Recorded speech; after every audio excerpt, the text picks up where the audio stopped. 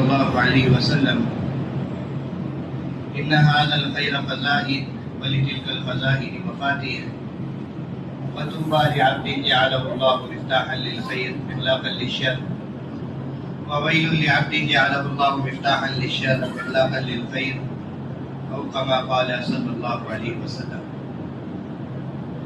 پیارے بھائیوں، دوستوں، بزرگوں، دنیا میں ہر انسان کامیاب ہونا چاہتا ہے اور کامیاب ہونے کے لیے وہ محنت کرتا ہے،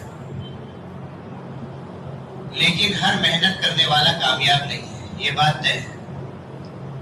جس کی محنت صحیح رخ پر ہوگی وہ کامیاب ہوگا، اور جس کی محنت غلط رخ پر ہوگی وہ بظاہر کامیاب ہوتا ہوا نظر آئے گا، لیکن وہ ناکام اور ہلاک ہوگا۔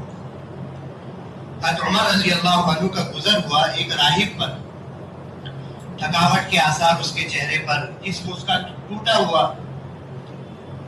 حضرت عمر رضی اللہ عنہ اسے دیکھ کر رونے لگے، تو لوگوں نے کہا کہ یہ مسلمان نہیں ہے، یہ تو نصرانی ہے، آپ اسے دیکھ کر کیوں رو رہے ہیں؟ تو عمر رضی اللہ عنہ نے فرمایا، ایسوں کے بارے میں ہی خدا کا قرآن نازل ہوا، عاملۃ ناصبہ تصلی نارا حامیہ تسقی من عین آنیہ۔ بہت سے لوگ دنیا میں محنت کریں گے کامیابی کے لیے، اتنی محنت کریں گے کہ وہ تھک کر چور ہو جائیں گے اور محنت کرنے میں اپنی انتہا کو پہنچ جائیں گے۔ سب کچھ کرنے کے بعد بھی ان کا ٹھکانہ جہنم ہو، جہنم کا عذاب، جہنم کی آگ اور جہنم کا کھولتا ہوا پانی۔ کیوں؟ محنت تو کی، محنت کر کے تھک بھی گئے، مگر ان کی محنت صحیح رخ پر نہ ہونے کی وجہ سے ساری محنتوں کے باوجود وہ ہلاک اور ناکام ہو گئے۔ اس لیے دوستوں، بزرگوں، اللہ تعالیٰ نے قرآن مجید میں فرمایا، قُلْ هَلْ نُنَبِّئُكُمْ بِالْأَخْسَرِينَ أَعْمَالًا۔ لوگوں سنو ہوش کے کانوں سے، ہم آپ کو بتائیں کہ سب سے زیادہ خسارے میں اور سب سے زیادہ ہلاکت میں اور سب سے زیادہ بربادی میں کون شخص ہے؟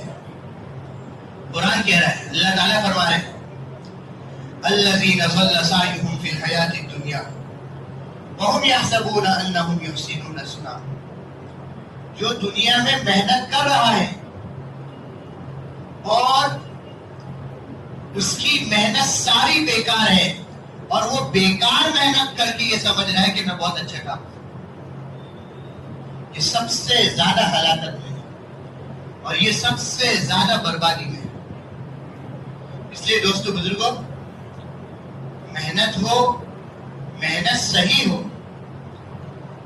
حضرت مولانا محمد الیاس صاحب رحمۃ اللہ علیہ فرمایا کرتے تھے، ہماری یہ دعوت اللہ کی جتنی محنت ہے، اللہ نہ کرے محنت کرتے کرتے، کام کرتے کرتے بھی ہمارا رخ کہیں غلط نہ پڑ جائے، اور جس کے نتیجے میں ساری محنت کرنے کے بعد بھی ہم ناکامی کی طرف نہ چلیں۔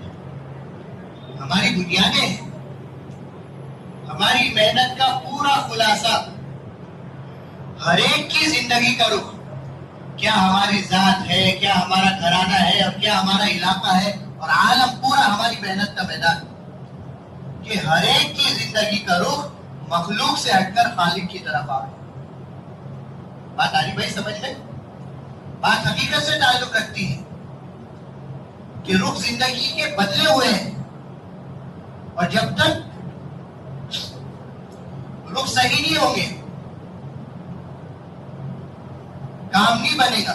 آپ دیکھیے، اللہ سبحانہ و تعالیٰ نے حضرت موسیٰ علیہ السلام اور حضرت خضر علیہ السلام کے واقعے کو قرآن مجید میں بیان کیا۔ موسیٰ علیہ السلام ایک ہی تلاش میں نکلے، علامت بتلائی کہ دیکھو خضر سے ملاقات ہوگی۔ اللہ نے حضرت خضر علیہ السلام کے پاس وہ علم دیا تھا جو دنیا والوں کے پاس نہیں تھا، جو موسیٰ علیہ السلام کے پاس نہیں تھا۔ ان کو چاہت پیدا ہوئی کہ وہ علم میں حاصل کروں، تو اللہ تعالیٰ نے کہا مجمع البحرین، جہاں جو سمندر ملتے ہیں وہاں پر ہمارے بندے خضر ملیں گے، وہاں پہنچ کر ان سے ملاقات کرنا، اور پھر وہ تمہیں علم سکھلائیں گے۔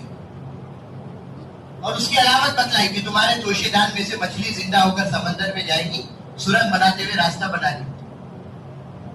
اب موسیٰ علیہ السلام و تسلیم اپنے ساتھی یوشع بن نون کے ساتھ چلے. چلتے چلتے سفر لمبا تھا, تھک گئے. اب نیند آ گئی, سو گئے. وہ مچھلی توشے دان سے نکلی مچھلی, واتخذ سبیلہ فی البحر عجبا, سمندر میں راستہ بناتے ہوئے, سرنگ بناتے ہوئے سمندر میں داخل ہو گئی. ساتھی نے تھے یوشع بن نون, انہوں نے کہا کہ بھائی حضرت کو اٹھانا ادب کا تقاضا یہ ہے, کوئی بڑا آدمی سو رہا ہے تو تھوڑا سا انتظار کر لے. میں انتظار کر لیتا ہوں, اٹھے گے تو خبر کر دوں گا. جب موسیٰ علیہ السلام و تسلیم نیند سے بیدار ہوئے تو وما انسانی الا شیطان نذکرہ, یہ یوشع بن نون بھول گیا ان کو بتانا, خبر کرنا بھول گئے. اب یہ آگے بڑھے, پڑھتے چلے گئے. موسیٰ علیہ السلام نے کہا لقد لقینا من سفرنا ھذا نصبا, بھائی اب بہت تھک گئے سفر پہ, لاؤ توشہ لاؤ, کچھ کھا پی لے. تو انہوں نے کہا کہ حضرت وہ تو مچھلی وہیں پر سمندر میں راستہ بنا کے چلے گئی اور میں بتانا آپ کو بھول گیا. کہ اللہ کے بندے وہی تو ہماری منزل مقصود تھی. فارتد علی آثارہما قصصا, دونوں الٹے پیر لوٹ کر آئے. قرآن کہتا ہے کہ جس کی زندگی کا جو غلط رخ ہے اگر وہ وہاں سے لوٹ کر نہیں آیا, تھک کر چور ہو جائے گا, منزل مقصود تک نہیں پہنچ سکتا. یہ ایک حقیقت ہے دوستوں. اللہ کے نبی صلی اللہ علیہ وسلم ہجرت کر کے مدینہ منورہ گئے تو آپ نے مدینہ والوں سے یہی بات کہی تھی. مدینہ میں اوس اور خزرج سکون کے لیے ترستے تھے. مدینہ والے پشتوں سے ان کے درمیان جنگی تھی. مدینے کا بخار مشہور تھا. اللہ کے نبی صلی اللہ علیہ وسلم نے مدینہ والوں سے کہا من اصلح ما بینہ و بین اللہ اصلح اللہ ما بینہ و بین خلقی. دیکھو ہماری ایک ہی بات پر عمل کرو, اپنے اور اللہ کے درمیان کے معاملے کو درست کرو, اللہ تمہارے اور سارے مخلوقات کے درمیان کے معاملے کو درست کرو. اس لیے حضرت فرماتے تھے ہمارے کام کا پوری محنت کا خلاصہ ہر ایک کی زندگی کا رخ مخلوق سے ہٹ کے خالق کی طرف آئے. پھر حضرت فرماتے تھے یہ کام تسخیر عالم کا نسخہ ہے. رخ خالق کی طرف آ جائے گا, عالم مسخر ہو جائے گا. صحابہ کا رخ خالق کی طرف آ گیا تھا, عالم مسخر ہو گیا تھا.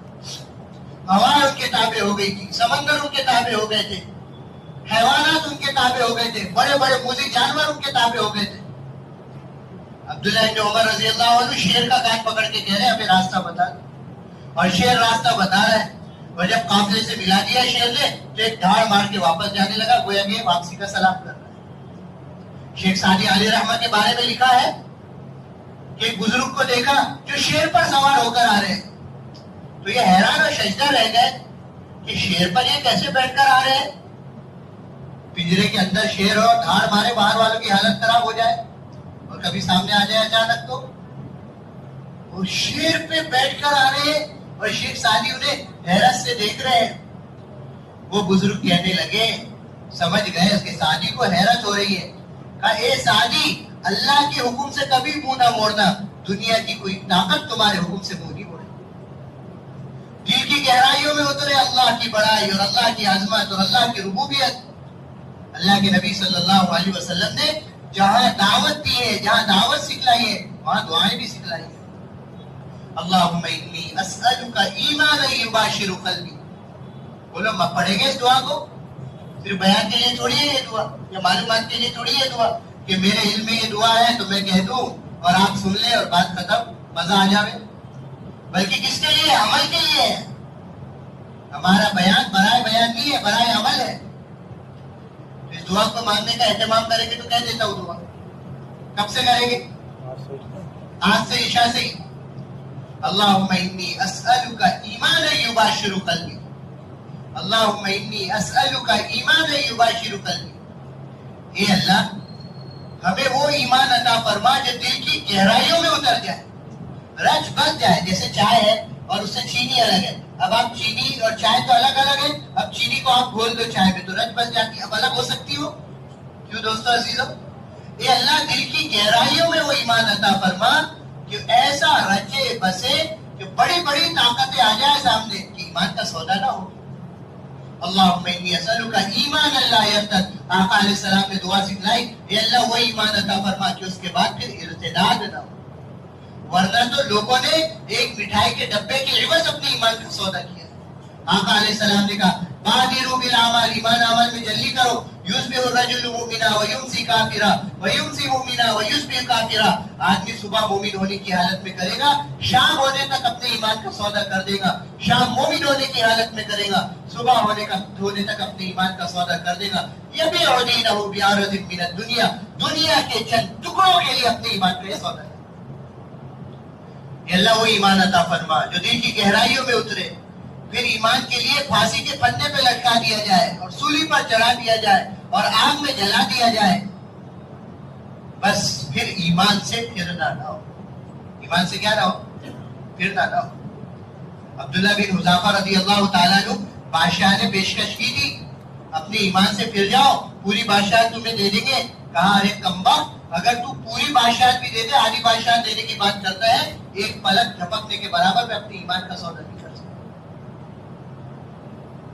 تیل میں، کڑھائی میں، گرم تیل میں ان کے ساتھی جا رہے ہیں، تڑپ رہے ہیں، سب اپنی جان کی بازی لگا رہے مگر اپنے ایمان کا سودا نہیں کر رہے. اللہم انی اسألک ایمانا یباشر قلبی، اے اللہ وہ ایمان عطا فرما جو دل کی گہرائیوں میں اتر جائے، رچ بس جائے رگو پے میں. ما جعل اللہ لرجل من قلبین فی جوفی، اللہ سبحانہ وتعالی نے کسی انسان کے جسم میں دو دل نہیں بنائے ہیں. دل ایک ہے جس دل میں اللہ کی بڑائی، اللہ کی عظمت، اللہ کی ربوبیت آئے گی. اللہ کا غیر نہیں آ سکتا. اور جس میں غیر کی آمیزش ہو گئی پھر اس میں اللہ کی عظمت نہیں آ سکتی. اس لیے کہا دل بنا تو سب کچھ بنا، اور دل بگڑ گیا تو سب کچھ بگڑ گیا. دل بادشاہ ہے. الا وان فی الجسد لمضغہ، آقا علیہ السلام نے فرمایا کہ ہوش کے کانوں سے سنو، ہر انسان کے جسم میں گوشت کا ایک لوٹڑا ہے. اذا صلحت صلح الجسد کلہ وَإِذَا فَسَدَتْ فَسَدَ الْجَسَدُ كُلُّهُ، جب وہ بنتا ہے جسم کا سارا نظام بن جاتا ہے، جب وہ بگڑ جاتا ہے جسم کا سارا نظام بگڑ جاتا ہے. الا وَهِيَ الْقَلْبُ، وہ تمہارا دل ہے. اس لیے دوستو بزرگوں، یہ بنیاد ہے ہماری اپنی ذات سے لے کے ہر ایک کی زندگی کرو جو جہاں ہے اللہ کی طرف آوے. کس کی طرف آوے؟ بولا ہر کس کی طرف آوے؟ اللہ کی طرف آوے. ایسے ایمان میں کمال پیدا ہو. اور پھر دوستو بزرگوں، یہ ایمان کی طاقت اعمال صالحہ پر لا کھڑا کرے گی. کائے پر کھڑا کرے گی؟ مخلوق سے ہٹ کے خالق کی طرف، چیزوں سے ہٹ کے اعمال کی طرف. اللہ کے نبی صلی اللہ علیہ وسلم نے اعمال دیے. اللہ اکبر. حضرت عمر رضی اللہ عنہ کے زمانے میں قحط سالی آئی، لوگ پریشان ہو گئے، جانور مرنے لگے.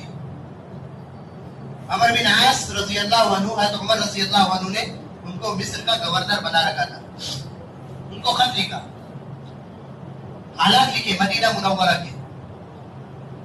تو عمر بن عاص رضی اللہ عنہ نے تسلی نامہ لکھا امیر المومنین سے، آپ فکر نہ کریں، ہم اتنا اونٹ بھیجیں گے اور اتنا غلہ بھیجیں گے اور اتنا سامان بھیجیں گے. ایک اونٹ مصر میں ہوگا اور دوسرا اونٹ مدینہ منورہ میں ہوگا. لیکن وہ قحط سالی قابو میں بھی نہیں آئی. ایک صحابی نے جانور ذبح کیا تو ہڈی، کھال اور خون کے کچھ نہیں تھے، گوشت کے بھی جانور ذبح کیا جاتا ہے. تو بے چین ہو گئے، بے قرار ہو گئے اور کہا حضور صلی اللہ علیہ وسلم کا زمانہ کیسا تھا، اب ہم کیسی آزمائش کا شکار ہو گئے. اب وہ سوئے اسی بے چینی اور بے قراری میں. تو رات میں اللہ کے نبی صلی اللہ علیہ وسلم کے خواب میں زیارت ہوئی. آقا علیہ السلام نے کہا جاؤ عمر سے میرا سلام کہنا اور یوں کہنا، اے عمر تو بڑا سمجھدار تھا، تجھے کیا ہو گیا. بیدار ہوتے ہی امیر المومنین کے پاس آئے اور اپنے خوف کو بیان کیا. حالانکہ تکلیف اشارہ، عقل مند کو تو اشارہ کافی ہوتا ہے. امیر المومنین سمجھ گئے کیا کہہ رہے آقا صلی اللہ علیہ وسلم. سب کو جمع کیا اپنے سارے ساتھیوں کو اور سب کو لے کر چلے صلاۃ الاستسقاء کے لیے.